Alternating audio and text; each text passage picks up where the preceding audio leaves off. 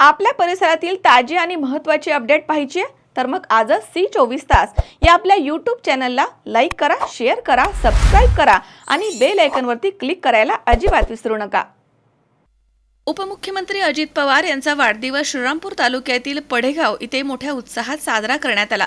यावेळी माजी आमदार लहू कानडे यांच्या शुभ हस्ते राष्ट्रवादीच्या शाखेचं उद्घाटन देखील संपन्न झालं।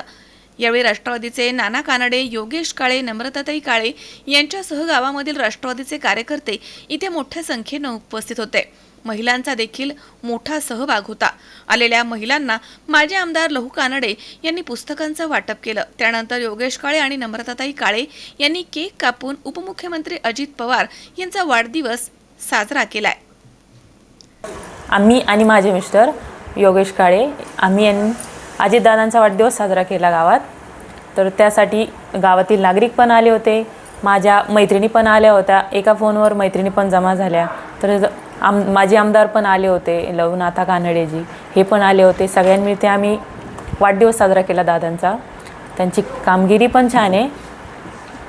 वाढदिवस आम्ही केक कापून साजरा केला, तर त्यात भरपूर नागरिक पण होते। नंतर आम्ही बोर्डाचं उद्घाटन पण केलं। 200 लोक तरी असतील त्यात सहभागी झालेले। मी राष्ट्रवादीचं काम करत राहणार आहे, आजपर्यंतही करत होतो, यापुढेही करणार आहे आणि अजितदादांना आम्ही मुख्यमंत्री करणारच। आज आम्ही 22 जुलै रोजी अजितदादा यांचा वाढदिवस करायचं आम्ही ठरवलं। याच्या अगोदरही त्यांचे वाढदिवस झाले, परंतु आम्ही ते केले नाही। पण आज आम्ही अजितदादांचा वाढदिवस आमचे मित्रपरिवार, माता भगिनी आम्ही सर्वजण एकत्र येऊन 100 लोक एकत्र येऊन अजितदादांचा वाढदिवस साजरा केला।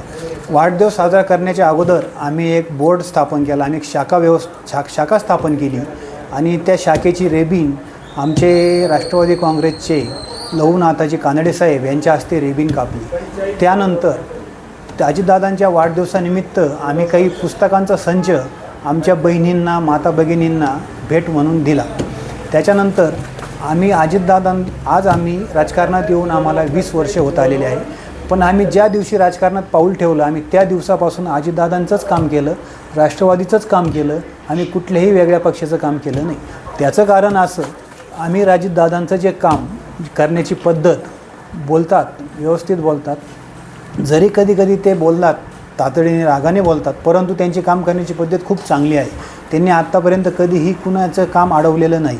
आमच्या 20 वर्षाच्या काळामध्ये अजितदादाचे कामं हे आम्हाला योग्य वाटले, चांगले वाटले, म्हणून आम्ही आत्तापर्यंत पक्षसुद्धा बदलला नाही। आणि अजितदादा आज उपमुख्यमंत्री आहेत, परंतु आणखी 5 वर्षामध्ये आम्ही अजितदादाला मुख्यमंत्री केल्याशिवाय राहणार नाही, हे मी एकटा बोलत नाही। आज माझ्याबरोबर 100 लोक इथं आलेले होते। सर्व लोक माझ्या एका फोनवर गावात आले आणि त्या अजितदादांच्या वाढदिवसामध्ये सहभागी झाले। 25-30 माता भगिनीसुद्धा माझ्या एका फोनवर आल्या। त्याच्यामुळं लोकांचा अजितदादांविषयी जो असणारं प्रेम, त्यांच्याविषयी असणारं कौल हे मला आज माझ्या लक्षात आला। आणि मला नाही वाटत की पुढच्या इलेक्शनला अजितदादा मुख्यमंत्री पदाची खुर्ची ही एकदम सहजासहजी मिळू शकतात असं मला वाटतं। संतोष साळुंके, C24 तास, श्रीरामपूर।